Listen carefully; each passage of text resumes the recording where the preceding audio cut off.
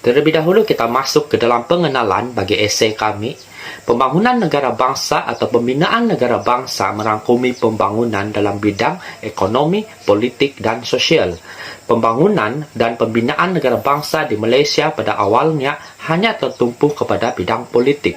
Namun, seiring dengan perjalanan masa, pembinaan negara bangsa di Malaysia mula memfokuskan kepada bidang-bidang lain seperti ekonomi melalui pelaksanaan Dasar Ekonomi Baru atau DEB. Pembinaan negara bangsa di Indonesia pula lebih tertumpu kepada bidang sosial pada awalnya.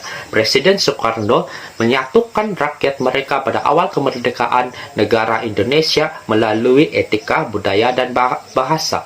Jadi kita dapat melihat bahawa pembinaan negara bangsa di Indonesia dan Malaysia amat berbeza pada awalnya, kerana pada awalnya Malaysia menumpukan politik, namun Indonesia menumpukan kepada pembinaan dalam bidang sosial untuk menyatukan rakyat mereka. Seterusnya adalah konsep negara bangsa. Menurut Bernard S. Keynes 1992, negara membawa maksud satu kelompok besar masyarakat yang memiliki satu sistem corak pemerintahan dan politiknya yang tersendiri dalam suatu kawasan tertentu. Manakala Muhammad Anwar Ramli dan Muhammad Aizat Jamaluddin 2011 pula menyatakan bahawa bangsa itu sendiri adalah sebuah masyarakat yang memiliki perwatakan yang berbeza. Seterusnya, Syamsul Amri Baharuddin 2012 mengatakan pula bahawa negara bangsa itu dapat bermula dari satu tahap yang menjadikan satu negara itu dapat diwujudkan melalui pembentukan sebuah bangsa.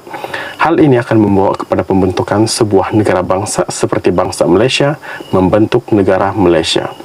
Oleh hal yang demikian, negara bangsa dapat diartikan sebagai negara berdaulat yang mana rakyatnya dapat hidup bersatu padu tanpa sebarang perpecahan. Selamat sejahtera saya ucapkan kepada Doktor. Terlebih dahulu saya akan memperkenalkan diri saya. Nama yang diberi ialah Akmal Mirzah bin Abu Bakar Umar dan nombor matrik saya ialah BA21110595. Seterusnya, tanpa melengahkan masa, kita akan ke bahagian sejarah pembinaan negara bangsa bagi Malaysia dan juga negara Indonesia. Sejarah pembinaan negara bangsa Malaysia muncul selepas kedatangan kolonial British di tanah Melayu, yang mana mereka telah memperkenalkan dasar terbuka terhadap kehadiran imigran-imigran dari China dan juga India. Walhal sebelum kedatangan penjajah Inggeris ini, persoalan berkaitan pembinaan negara bangsa Malaysia bukanlah merupakan sebuah persoalan yang penting. Pembinaan negara bangsa Malaysia ini juga dilihat sebagai sebuah proses dan perjalanan peristiwa yang amat panjang seiring dengan usaha yang telah dilakukan oleh Tunku Abdul Rahman. Sebagai contoh, peristiwa hitam 13 Mei 1969 telah dipandang serius oleh kesemua pemimpin di tanah Melayu ketika itu kerana ia dilihat sebagai sebuah tragedi yang boleh menggugatkan keharmonian antara pelbagai kaum. Akhir sekali, pertubuhan Majlis Perundingan Negara yang diperkenalkan oleh Majlis Gerakan Negara yang dikenali sebagai MAGERAN telah mewujudkan sebuah ideologi kebangsaan iaitu rukun negara bagi memastikan proses pembinaan negara bangsa ini tidak tertangguh. Manakala, bagi sejarah pembinaan negara bangsa Indonesia pula, mereka turut mempunyai sejarah yang tersendiri. Hal ini dikatakan demikian kerana pada ketika itu Indonesia masih tidak mempunyai tanah air mereka yang tersendiri. Namun begitu, kehadiran Presiden Soekarno telah berjaya memastikan perjuangan Indonesia dalam membentuk negara bangsa dan mencapai kemerdekaan terhasil. Antaranya, beliau telah memperkenalkan Deklarasi di Juanda, iaitu yang terkandung dalam Deklarasi di Juanda ialah penyataan bahawa bangsa Indonesia yang telah wujud pada tahun 1928 telah memiliki wilayah, bangsa dan negara yang nyata sehingga tahun 1945. Terdapat juga cabaran dari segi sudut kehadiran pelbagai gerakan yang telah mengancam keharmonian pembinaan negara bangsa Indonesia ini. Sebagai contoh, kita boleh melihat Gerakan Aceh Merdeka dan juga Gerakan Papua Merdeka. Pembinaan negara bangsa Indonesia ini juga dilihat terhasil kerana usaha berterusan yang dilaksanakan oleh Presiden Soekarno bersama-sama dengan golongan atasan ketika itu.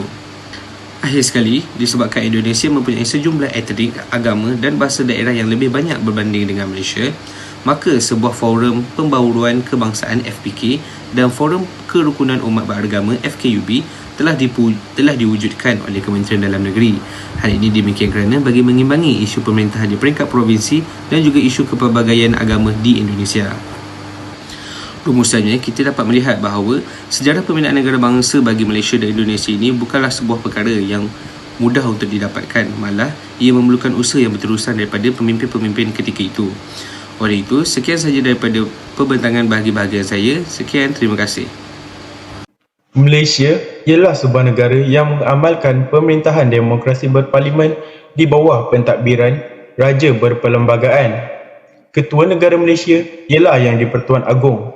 Yang di-Pertuan Agong dilantik dalam kalangan Raja-Raja Melayu melalui Majlis Raja-Raja Melayu berdasarkan kaedah yang diperuntukkan dalam jadual ketiga Perlembagaan Persekutuan dan peraturan-peraturan Majlis Raja-Raja serta memerintah selama 5 tahun sebelum pemilihan selanjutnya dilaksanakan. Yang di-Pertuan Agong berperanan penting dalam pembentukan kerajaan yang akan memimpin pentadbiran negara. Misalnya, baginda perlu memastikan Perdana Menteri yang dilantik mendapat sokongan majoriti 222 ahli Dewan Rakyat. Yang di-Pertuan Agong juga ialah pemerintah tertinggi Angkatan Tentera Malaysia. Selain itu, baginda juga berperanan menjalankan tugas yang berkaitan dengan pentadbiran negara mengikut nasihat Perdana Menteri dan Jemaah Menteri. Selanjutnya, salah satu kriteria demokrasi berparlimen adalah doktrin pengasingan kuasa kepada 3 bahagian, iaitu badan legislatif, badan eksekutif dan badan kehakiman ataupun judisiari. Pembagian kuasa kepada 3 badan ini adalah bagi mengelakkan berlakunya isu-isu seperti pertindahan kuasa. Selain itu, pembagian kuasa kepada 3 badan penting ini membolehkan pentadbiran negara dijalankan dengan lebih sistematik.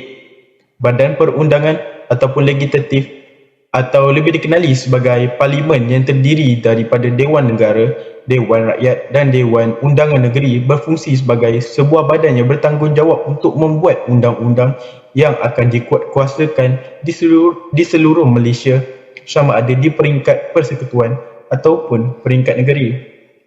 Parlimen berperanan bagi meluluskan undang-undang persekutuan, memeriksa dasar-dasar kerajaan, meluluskan perbelanjaan kerajaan dan meluluskan hasil-hasil cukai yang baru. Parlimen juga menjadi forum untuk membincangkan isu-isu berkaitan dengan kepentingan rakyat.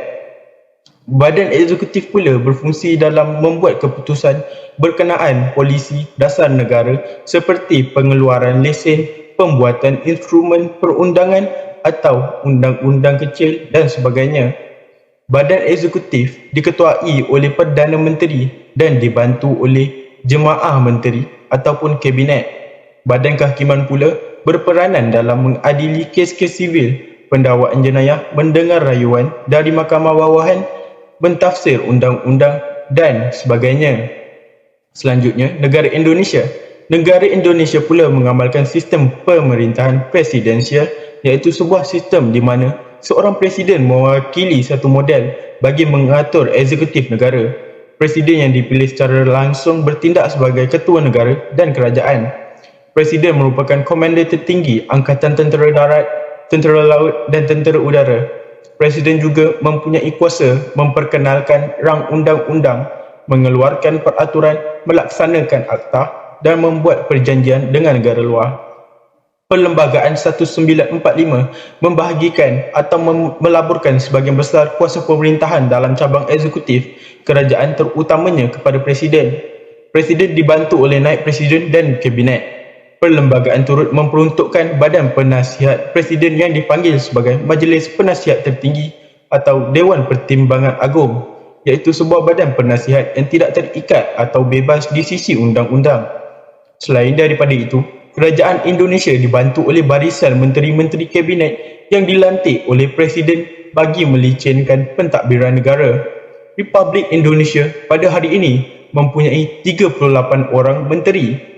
Barisan menteri dilantik bagi memastikan sokongan parlimen yang luas dan tidak berlaku kebebasan dalam membuat keputusan tanpa sebarang kawalan. Selanjutnya, Republik Indonesia mempunyai parlimen bicameral yang dipanggil sebagai Majlis Permusyawaratan Rakyat Republik Indonesia (MPR) dan juga merupakan cabang perundangan Republik Indonesia. MPR bertanggungjawab untuk mentafsir perlembagaan dan garis besar dasar negara.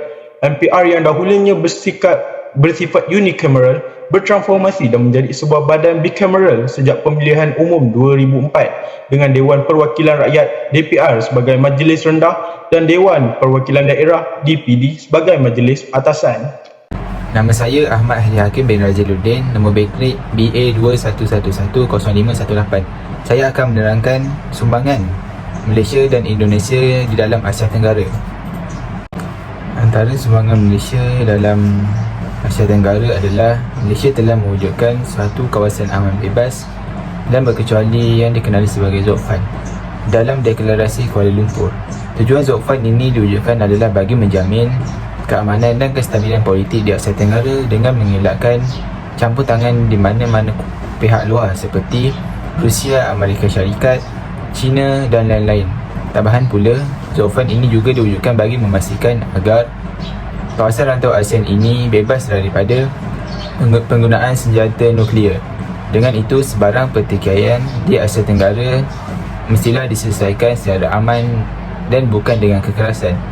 Sumbangan yang seterusnya ialah Malaysia bekerjasama menganggotai kawasan perdagangan bebas ASEAN yang dikenali sebagai AFTA.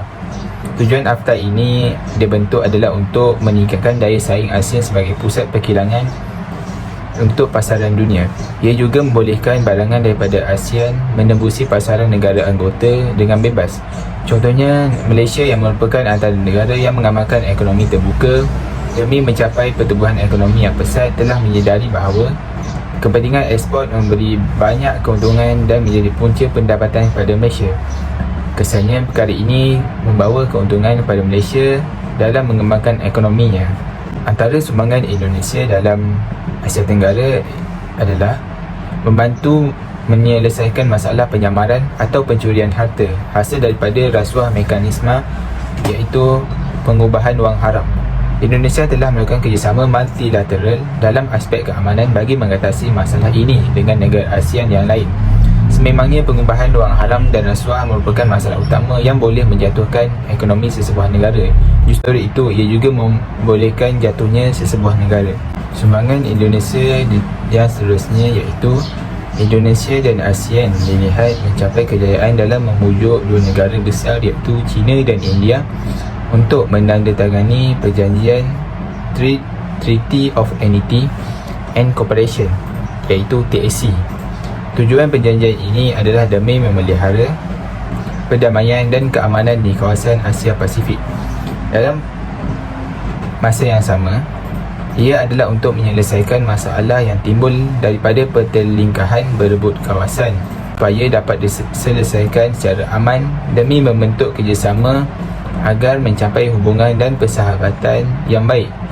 Dengan itu, kerjasama melalui TAC ini memberikan keuntungan yang baik dalam memajukan serta mengembangkan ekonomi dan negara bagi kedua-dua belah pihak. Sekian itu sahaja daripada saya. Terima kasih. Seterusnya kita masuk ke dalam bahagian kesimpulan. Pembinaan sebuah negara bangsa yang kukuh dan sempurna bukanlah menjadi sebuah tugas yang mudah dan bukan juga menjadi tugas hanya untuk para pemimpin. Namun, para masyarakat juga haruslah turut bekerjasama dalam membangunkan pembangunan bangsa yang kukuh dan sempurna. Namun, menjadi satu cabaran untuk negara kita dan juga Indonesia karena kita memiliki kepelbagaian di dalam negara kita. Berbagai daripada segi budaya, bahasa, agama, dan sebagainya. Oleh itu, kita sebagai rakyat Malaysia terutamanya haruslah saling menghayati dan mengaplikasikan konsep-konsep pembinaan negara-negara bangsa agar kita dapat membangunkan sebuah negara bangsa yang kukuh, sempurna dan dapat memberikan manfaat kepada setiap masyarakat yang ada di negara kita. Oleh itu, kita haruslah bersama-sama untuk saling bekerja sama tanpa melihat perbezaan yang ada di antara kita. Itu saja kesimpulan yang saya dapat simpulkan untuk esei kami pada kali ini. Oleh itu saya ingin mengucapkan terima kasih kepada para rakan-rakan saya yang telah membentang dan juga kami daripada para pembentang mengucapkan terima kasih kepada semua yang telah mendengar pembentangan ini. Sekian saja daripada kami dan juga daripada saya. Sekian dan terima kasih.